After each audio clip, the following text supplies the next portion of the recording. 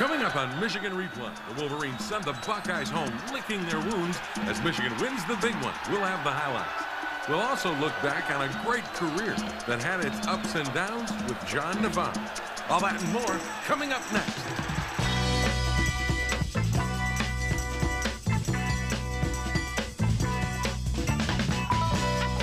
Michigan Replay with Lloyd Carr is brought to you in part by the Joy of Pepsi and by Big Boy Restaurants. Big Boy makes you say, oh boy.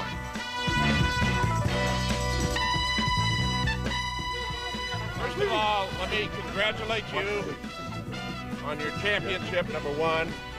Number two, we'd like to invite you to the Rose Bowl. We accept! Subject to the final ratings, but we're going to have you in Pasadena on January 1st, 2004.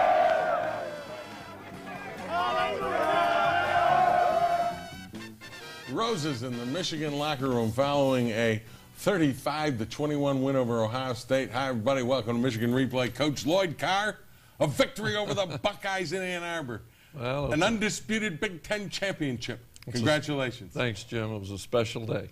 It was a special day indeed. But I do want to start off by apologizing. In the heat of the moment at the end of the first half, I was rude to the ABC reporter. It's something I really feel badly about, and I just want to say that I'm sorry, and it's inexcusable, and hopefully I won't do it again. Mea culpa, mea maxima culpa. What does that mean? I don't know. It's something I learned when I was an altar boy. Well, your apology, I'm sure, is accepted by ABC. The biggest thing, though, is you came out of there at the half with a 14-point lead, and you went to a knee, which, in my opinion, was a good thing to do because you get the ball back at the beginning of the third quarter, and the ball's on your side of the 50. You don't want to make a mistake at that point. Well, there's a lot of things that can go wrong, and really the wind was, we were into the wind, so our best chance was to get a field goal. And so I just felt like, as you mentioned, that we'd have the ball to start the second half. And so, but, you know, I can understand why some people would be upset that we took a knee. But there's no question in my mind it was the right decision. I know, but you know what? They're not coaching the Michigan football team. Let's get on with this game and talk about these guys that played so well. When do you want to start doing the show? I'll switch places with you. Let's go to the first half. This is your second possession, and this is when your offense started clicking on all cylinders. Jim, the one thing we talked about every day this week was trying to get off to a fast start, get the lead, make Ohio State play from behind. The screen pass has been a great play for us all year long, and it was a very effective play again on Saturday. And Steve Breston with the football is a special kid, isn't he? Yes, he is. He's a guy that can make you miss, and there he gets a first down by making a couple guys miss. How about this 3rd and 8 play by Braylon Edwards? Well, Braylon had a great game, but Jim, the story of this game, I think a lot of it goes back to our offensive line. Great pass protection. We did not give up a sack against probably the leading sack team in the nation. And that is Jackson for 6. Now here's a special play. You put Steve Breston at quarterback. Well, you're a tricky old guy. Yeah, we wanted to show a little creativity. I give all the credit to Terry Malone and our offensive staff finding a way to get Breston the football, and of course that was a big play in that game. Sure it was, and it's got to surprise Ohio State. So let's get you a 7-0 lead here on a 3rd and 2 short yardage. You stuff them and get the ball back. But twice in that first half, our defense came up with big 3rd down and short stops to give our offense the football, Jim. And here a well-blocked play, Chris running the safeties are the guys that had to make a play. And how about this play? Braylon Edwards breaking a couple tackles and going the distance. Well, it's a 15-yard pass, and Braylon, once he got out in the clear, but he had to run through a tackle there. And a lot of guys would have gone down, but he's so big and strong. He makes a big play out of really what could have been a short game. All right, makes it a 14-0 game. Here's that other 3rd and 1. Krenzel tries to go on the option. Harrison and Bowman, they stop him. Well, Larry Stevens in there, but yeah, great job of controlling the line of scrimmage. How about this miss? I mean, this guy, there's 6 or 7 extra yards. Yeah, he'd be hard to catch in a phone booth, wouldn't he? Yes, he would. All right, here we go. This is Navarre again. And a guy that comes in, Carl Tabb, replacing an injured Jason Avant. Well, Jim, one of the most disappointing plays of the day was on our first pass completion. Jason Avant sprained his ankle and sprained his knee. And the report is very good on Jason. But he came out, and Carl Tabb stepped up and really did a great job. And there's a great play by our quarterback with great protection hitting Braylon. And now we're ahead 14-0, Jim. You're ahead 21-0. 21-0. Well, Yeah, aren't you glad that's it was even better? I know. Aren't you glad it was 21 because Ohio State starts to move the ball? Well, there's about 5 minutes to go in the half, and Ohio State put a good drive together there. We had trouble tackling Krenzel. He is a big, strong guy. He's not easy to get off his feet. And they're able to get in here on a 3rd and 1. This is just a great throw and a great catch. Well, Jeremy has very, very good coverage. Krenzel throws the ball away from the coverage, outside, away from the defender. It's a perfectly thrown ball, and it's a great momentum builder there for Ohio State. 21-7.5. Reiterate again, you go to a knee with about 40-some seconds left. You got timeouts left, but right before the half, the ball's on your side of the 50, and you get the ball to begin the 3rd quarter. That's what you were thinking? Well, I just felt, yeah, the fact that we were going to get the ball again to start the 3rd quarter, and we were going into the wind, and if you get a sack, you get a ball knocked loose, then, you know, they're in scoring position. We had worked awfully hard, Jim, to get a 14-point lead, and I just didn't think the reward was worth the risk. Enough said. When we come back, we'll take a look at the 2nd half. But first, we hear from Steve Grefton. Talks about his stint as a quarterback. Yeah, I was happy about it because, you know, that's the first time I've been at quarterback for a long time. It's just, I felt good just scoring at that position.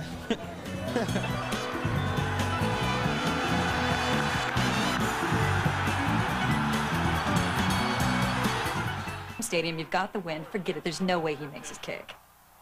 And the kick is up. He missed it! What? How do you miss that? How do you miss that kick?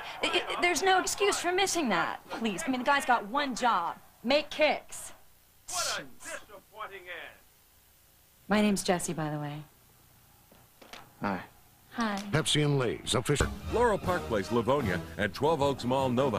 For the free Michigan Athletic Department catalog, call us at 1-800-462-5836 or online at www.mgoblue.com. Live the tradition at the M-Den. Now, the Les Stanford Chevrolet Locker Room Report. We don't get rattled, don't get shook up or nothing. They make a couple plays, you know, that's going to happen because they good players, they're on scholarship just like that. But when the game is on the line, I'm going to make the play and we're going to make the play. Jeremy Lesueur has just absolutely played great this year, his senior season. He's got a lot of confidence. Yes, Jim, he does. as you can see. And he displayed it. Well, yes, he did. You got a 21-14 lead. You come out at the beginning of the half. 21-7 lead. 21-7. I'm having trouble with the score. 21-7. You get the ball. Key drive to regain momentum was that opening possession. Jim, right? I thought it was one of the real big points in the game because, first of all, we had a great kickoff return out past the 40-yard line. Great field position. It's much easier to call offensive plays when you start off out on the 40 as opposed back to the 20. And in this drive, you never get to a 3rd down. Well, great protection again. Yeah, it was really a well-executed drive. There, Braylon catching the spot route again and getting up the field. And how about Chris Perry? Well, this is a great run. Right there, you see a play that was really well blocked, but Chris makes the safety miss. We got the corner block, but if he doesn't make the safety block, or miss, it's a 10 or 12-yard gain as opposed to a touchdown. 28-7 at this point, but guess who's coming back? Well, Ohio State would not go away, and I thought... You never thought they would, though, No, right? we didn't, but we had opportunities, but we just, you know, they did a great job here, a lot of time to throw. We have a zone blitz there, and when that happens and the quarterback has that much time, somebody's going to be open. One of the 2 or 3 relatively big plays in the game against our defense. But when you need it, you get a big sack. Well, Elaine Cashman and Lamar Woodley come off the edges there, and this ended up being a part of a big stop for us. Yeah, and how about this play by Scott McClintock? Look at all this faking. Well, it's man coverage, Jim, and Scott McClintock did not take his eyes off his man, even though his, you know, in many cases you would do that and made the play to get him stopped. You aren't able to move the ball, and they get a decent field position, and this is where they start to get back in it. This is a designed quarterback draw for Krenzel. It's a designed run out of the no-back set and getting great field position after a short punt. And then here's a slip. Jeremy Surf slips, and Jenkins is able to make a play. Jenkins is an outstanding receiver, Jim, 6'5". Marlon Jackson makes a good hit to knock him out of bounds. But Ohio State is in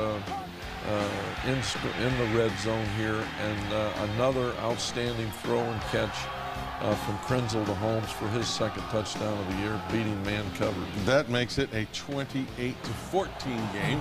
And you're not able to move a lot offensively, and then they're moving the ball a little bit. Well, Jim, we've been on the field a lot defensively here. In this game, Ohio State had about the same number of plays we did. With that big offensive line, it was very difficult to sack the quarterback. And here, he scrambles outside the pocket, makes a great throw down to Holmes. They get the ball 1st and goal and 1. And that was in the 4th quarter. And this is McMullen at quarterback. Krenzel was hurt. But Ross goes in, and I mean pounds his way in, and it's a 28-21 game. Things are getting a little tough, and they get even a little tougher on this next series when John Navarre throws his first bad pass of the day. Well, Jim, you know, we have a 21-point lead. The momentum after those 2 touchdowns by Ohio State, consecutive touchdowns, is completely with Ohio State, and then we make really the only big mistake of the game by throwing an interception. But then your defense comes through. Another great play there, an outstanding play by Elaine Cashman coming around on a stunt, and Grant Bowman gets us a TFL, and we get the ball back late in the game. And this is the drive of the game, in your opinion, don't you think? Yes, I do. Another screen pass there that gets us a 1st down on 2nd and long. And then on 3rd down, Tyler Ecker makes an excellent catch, great protection. Great throw. Great throw. And now we're down in the red zone again and hit the draw play again, well blocked. I don't know if Chris got touched there, but he made great cuts, get back the outside. And now we're about to find a way to win it. 35-21.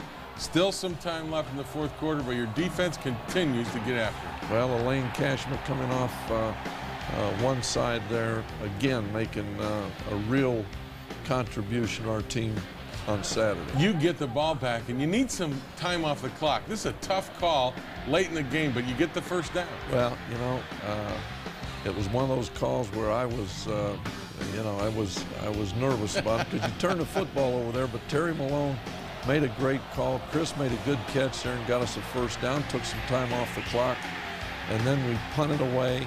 And by the way, Jim, Adam Finley had his best day as a punter at Michigan, just did an outstanding job of kicking the football.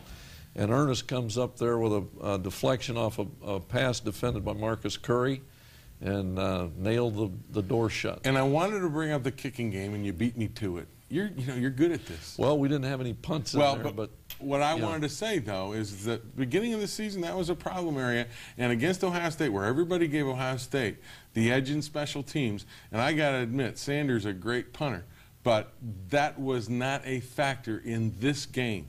And I think Finley did an outstanding job. Well, our punt team, the protection that he had and the coverage was outstanding. We got a good kickoff return there. Actually, 2. Scott McClintock had a very good return off of a short kick. But you're right, Adam Finley gave us some gave our defense some great field position, and that had been one of the biggest strengths of this Ohio State team. 35-21, you win it. You're Big Ten champions all by yourselves. What's your take on this team and what it's come through since that 3rd quarter against Minnesota? Well, Jim, I think anytime you face real adversity, real disappointment, it gives you an opportunity to quit and surrender and let things fall apart, or it gives you an opportunity to fight back, and I don't remember a team being as down as we were. And then, of course, after 3 quarters at Minnesota, we were facing another apparent defeat, and they found a way to win. So it's a special group of people. It is indeed. When we come back, we'll meet one of those special guys. But first, we hear from Chris Perry and Tony Pape, who says they can't run against OSU. Who said that? Well, you know, that's what they said, you know. I think the analyst said we was only supposed to get 10, but we got a lot more than that. It's due to the offensive line, the wide receivers, John and Kevin Dudley. I mean, if he didn't do a great job blocking, I don't know how he would have did it. I love Chris, and I love our entire offense with everything I got. And it's so fun to see everybody succeed, and it's so great to get a Big Ten championship because we really deserve it.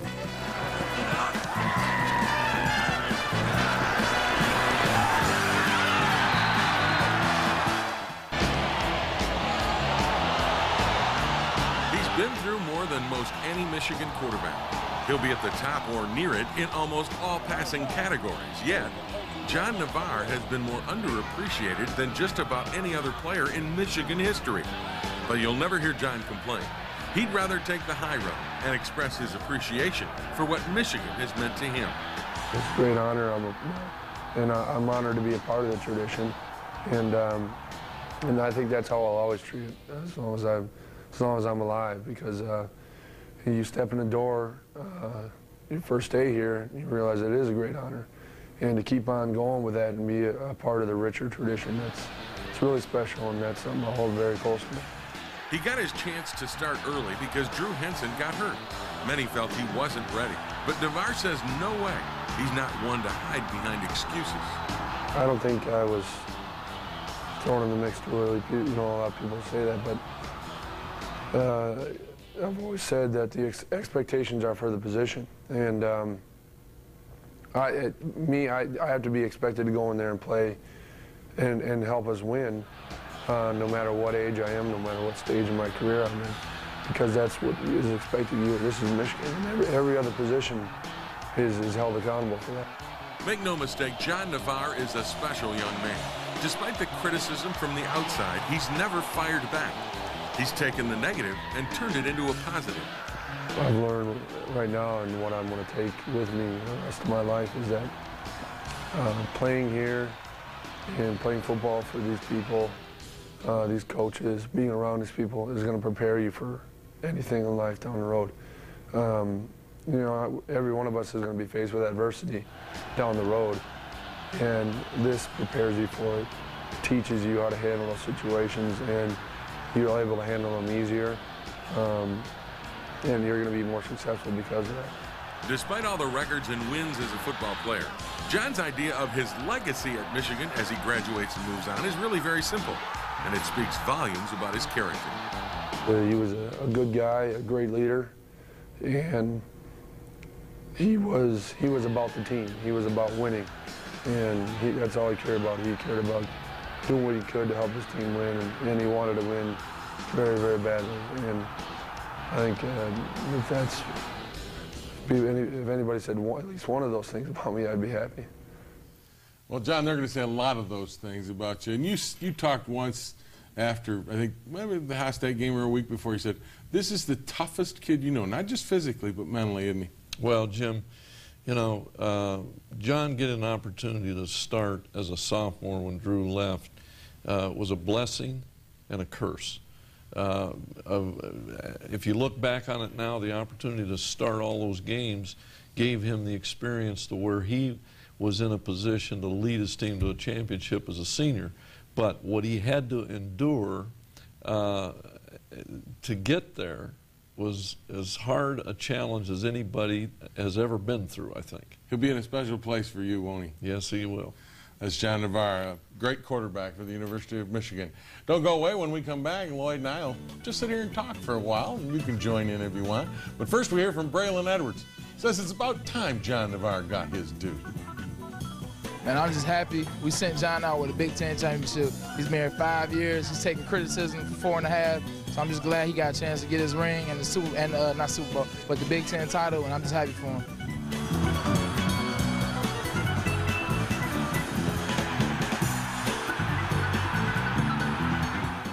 got one more game out there. We're just happy to be Big Ten champs, you know, outright Big Ten champs. You know, we went out there, it was all on the line, and we found a way to get it done. It's Carl Diggs, one of the captains of the Michigan Wolverines. Well, one thing's for sure, we saw it at the top of the show. The Wolverines are going to spend New Year's Day in Pasadena, at least. Well, we're going somewhere to a great bowl game, Jim, and you know, the truth is it comes down to a vote, and so, you know, that's why everybody says, well, the national championship has to always be the goal. Well, you don't have that always under your control. The thing that you do have control over is the Big Ten championship, and that's why it's still a great goal and an important goal. And you got to keep your kids focused because, you know, either way, I mean, I don't know what's going to happen in this BCS mess because I think it's a mess anyway. But the kids coming back have got to remain focused on getting a good team in whatever bowl it is. Well, it appears that we're not going to know probably until the 6th of December. I think that's a Saturday when the conference championship games are played. So we will try to get some preliminary work done in terms of who might our opponent be, but it's a real question mark. And the one thing I do want to talk about real quickly, Hostate injury, you said Jason Avant, it's not anything real serious, you don't think, at least for preliminaries? Well, Paul Schmidt, our outstanding trainer, feels like he should be ready to get back into bowl preparation here, but it'll take him a couple weeks, and thank goodness we've got that time.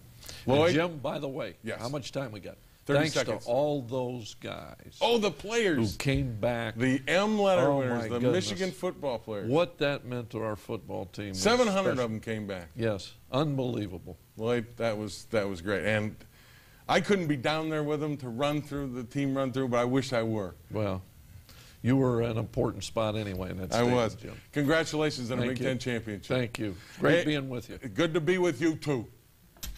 We'll be back next week. Don't go away, because next week you got to stay and watch a great story